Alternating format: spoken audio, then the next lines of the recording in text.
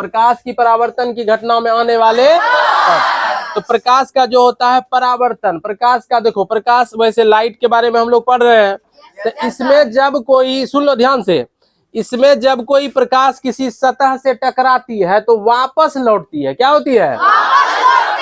तो वापस लौटने की घटना को प्रकाश का परावर्तन कहते हैं, प्रकाश का परावर्तन। इसके बाद हम लोग पढ़ लेंगे प्रकाश का अपवर्तन। तो प्रकाश का अपवर्तन कैसा होगा? जब प्रकाश किसी एक माध्यम से दूसरे माध्यम में प्रवेश करती है तब उसकी दिशा में परिवर्तन होता है, तब उसकी दिशा में परिवर्तन, उसको बोलते हैं प्रकाश का अपवर्तन। क्या बोलते हैं? प्रकाश का अपवर्तन बोलते हैं। ठीक है, ठीक है। तो प्रकाश के परावर्तन के बारे में अभी समझा रहे हैं। तो प्रकाश का जब परावर्तन होता है तो इसमें क्या क्या आ सकते हैं, क्या क्या पद आ सकते हैं? तो परावर्तन के लिए एक समतल पृष्ठ की जरूरत होती है, समतल पृष्ठ की जरूरत होती है। तो समतल पृष्ठ तो हर एक पृष्ठ है, जैसे मान लो बोर्ड है तो बोर्ड भी समतल है, तो इससे भी परावर्तन हो रहा है। जितनी वस्तुओं को हम लोग देख रहे हैं, हम लोग वस्तुओं को देख इसलिए पा रहे हैं क्योंकि उससे प्रकाश का परावर्तन होता है। उससे क्या होता है? प्रकाश का। अगर प्रकाश का परावर्तन नहीं होगा तो हम वस्तुओं को नहीं देख पाएंगे। समझ में आ रहा है ना?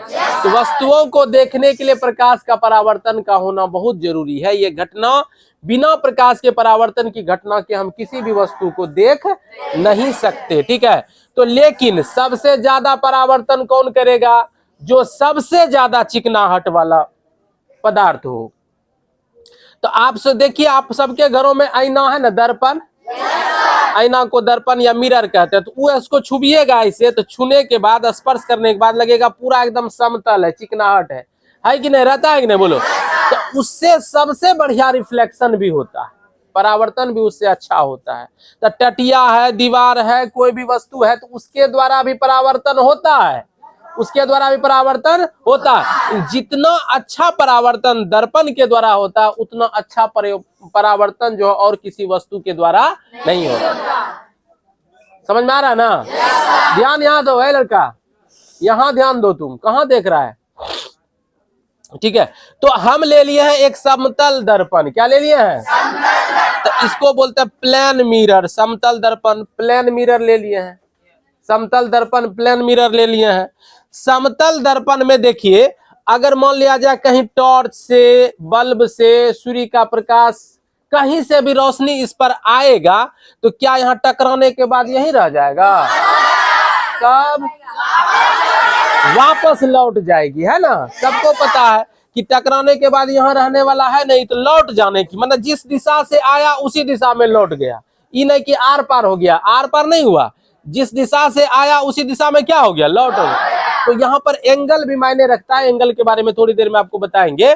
तो जहां से भी रोशनी निकल करके आई, चाहे टॉर्च से, बल्ब से, कहीं से भी रोशनी आई, तो उसको, जहां से भी आई उसको कहते हैं आपतित किरण। क्या कहते हैं? किसी प्रकाश स्रोत से निकलने वाली किरण को क्या कहते हैं? आपतित किरण। अब ये यहाँ पर टकराई, समतल दर्पण पर टकराई, तो समतल दर्पण के जिस बिंदु पर आपतित किरण टकराई उस बिंदु का नाम क्या है? आपतन बिंदु। तुम मार खाएगा, पीछे ध्यान नहीं दे रहा लड़का, यहाँ समझा रहे हैं ना तुमको? कहाँ ध्यान है तुम्हारा?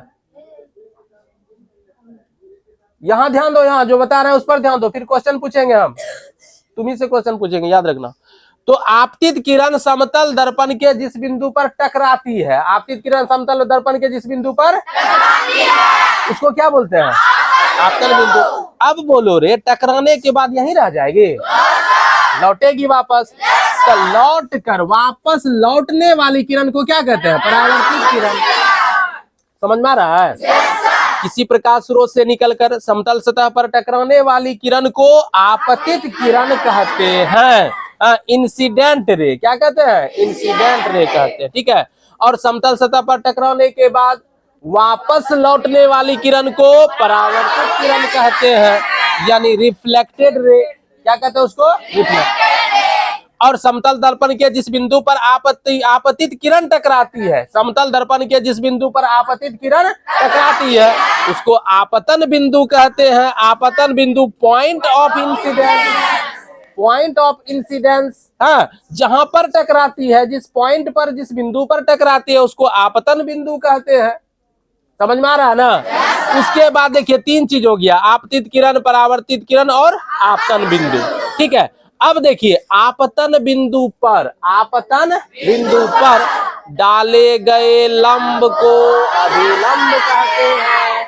आपतन बिंदु पर, जहां तहां नहीं, जहां पर आपतित किरण टकराई उस बिंदु पर डाले गए लंब को, उस बिंदु पर डाले गए लंब को अभिलंब कहते हैं। क्या कहते हैं? अभिलंब, नॉर्मल कहा जाता है इसको, तो अभिलंब कहते हैं। अब देखो यहाँ पर अभिलंब और आपतित किरण के बीच में एंगल बन गया, कौन बन गया ना? कौन बन गया? तो हम क्या कहेंगे कि आपतित किरण और अभिलंब के बीच, आपतित किरण और अभिलंब के बीच बने कोण को आपतन कोण कहते हैं। आपतन कोण कहते हैं। Angle of incidence, angle of incidence, incidence का पहला अक्षर क्या है? इसलिए आपतन कोण को आई से सूचित किया जाता है। याद रहेगा? आपतन कोण को एंगल ऑफ इंसिडेंस कहते हैं, इसका पहला अक्षर आई है, इसीलिए आपतन कोण को आई से सूचित किया जाता है। भूल जाओगे? याद रखना, काम आएगा बाबू, ठीक है। उसके बाद एक एंगल तो इधर भी बना है, नहीं बना है रे? एक एंगल इधर भी, तो इसको कहेंगे क्या? ये एंगल कहाँ बन रहा है? परावर्तित किरण, सुन लो, परावर्तित किरण और अभिलंब के बीच, परावर्तित किरण और अभिलंब के बीच, परावर्तित किरण और अभिलंब के बीच बने कोण को, बने कोण को परावर्तन कोण कहते हैं। परावर्तन कोण कहते हैं। परावर्तित किरण और अभिलंब के बीच बने कोण को परावर्तन कोण कहते हैं। Angle of reflection, angle of reflection, तो रिफ्लेक्शन का पहला अक्षर क्या है? तो इसलिए इसको किससे सूचित करेंगे? आर से। तो आर से क्यों सूचित करेंगे? क्योंकि रिफ्लेक्शन का पहला अक्षर आर है। कोई दिक्कत? समझ में आ रहा ना? तो शॉर्ट में इसको एंगल आई बोलेंगे, इसको एंगल आर ऐसे लिखते हैं, angle I is equal to हो जाएगा एंगल आर। क्यों होगा ये हम बताएंगे आपको, क्यों होगा ये बराबर, ये बताएंगे, ठीक है। ठीक है, प्रकाश के परावर्तन के नियम होते हैं, 2 नियम होते हैं, उसके अनुसार से दूसरे नियम के अनुसार ही बराबर होते हैं। तो एक बार फिर से इसको रिपीट कर लिया जाए। ये क्या है? समतल दर्पण। क्या है? Plane mirror. क्या है? Plane mirror. समतल दर्पण पर किसी प्रकाश स्रोत से निकलकर एक किरण टकराई, उस टकराने वाली किरण का नाम है आपतित किरण। तो किसी प्रकाश स्रोत से निकलकर समतल सतह पर टकराने वाली किरण को आपतित किरण कहते हैं। समतल सतह पर टकराने के बाद, समतल सतह पर टकराने के बाद वापस लौटने वाली किरण को परावर्तित किरण कहते हैं। समतल सतह के जिस बिंदु पर आपतित किरण टकराती है उसे आपतन बिंदु कहते हैं। आपतन बिंदु पर डाले गए लंब को अभिलंब कहते हैं। आपतित किरण और अभिलंब के बीच बने कोण को आपतन कोण कहते हैं। इसे आई से सूचित किया जाता है। परावर्तित किरण और अभिलंब के बीच बने कोण को परावर्तन कोण कहते हैं। इसे आर से सूचित किया जाता है। हो गया 6 पॉइंट। प्रकाश के परावर्तन के नियम। तो प्रकाश के परावर्तन के 2 नियम होते हैं, याद रखना होगा आपको। प्रकाश के परावर्तन के 2 नियम।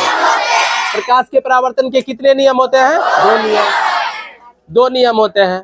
पहला नियम होता है आपतित किरण, देखते भी जाइएगा। आपतित किरण, परावर्तित किरण और आपतन बिंदु पर डाला गया अभिलंब, तीनों एक ही समतल में होते हैं। अब देखो यहाँ पर क्या है, हम क्या बोले?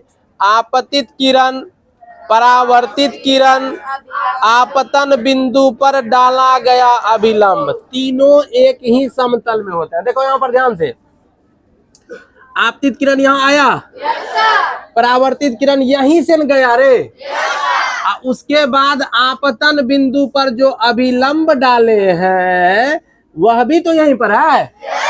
इसलिए क्या बोल रहे हैं, सुनो, आपतित किरण, परावर्तित किरण और आपतन बिंदु पर डाला गया अभिलंब तीनों एक ही समतल में होते हैं। ये हो गया पहला नियम। ये क्या हो गया? पहला। प्रकाश के परावर्तन का पहला नियम हो गया, आपतित किरण, परावर्तित किरण और आपतन बिंदु पर डाला गया अभिलंब तीनों एक ही समतल में होते हैं। याद रहेगा? एक बार तुम लोग बोलो तो, बोलो तुम लोग।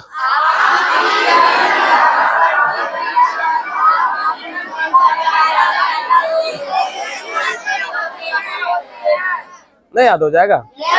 आपतित किरण, परावर्तित किरण और आपतन बिंदु पर डाला गया अभिलंब तीनों एक ही समतल में। किसी को दिक्कत? ठीक है। दूसरा नियम है प्रकाश के परावर्तन का दूसरा नियम, आपतन कोण अर्थात कोण आई, आपतन कोण अर्थात कोण आई और परावर्तन कोण मतलब कोण आर। आपतन कोण और परावर्तन कोण आपस में बराबर होते हैं। आपतन कोण आई और परावर्तन कोण आर, यह आपस में क्या होते हैं? बराबर। प्रकाश के परावर्तन का दूसरा नियम कहता है कि आपतन कोण परावर्तन कोण दोनों आपस में क्या होता है? बराबर। अब तुम देखो ध्यान से, जैसे ये टॉर्च है, ठीक है, टॉर्च का रोशनी ऐसे गया, टकरा के लौट गया, ठीक है।